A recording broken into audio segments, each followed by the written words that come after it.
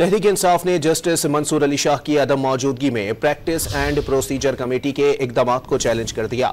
Additional secretary PTI फिरदौस शमीम नकवी ने वकील अली जफर के जरिए दरखास्त दायर कर दी।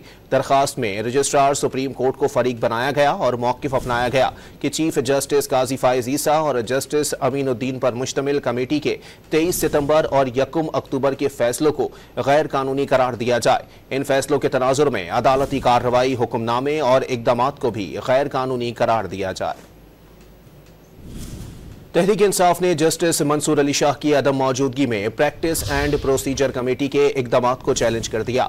एडिशनल सेक्रेटरी पीटीआई फिरदौस शमीम नकवी ने वकील अली जफर के जरिए दरखास्त दायर कर दी।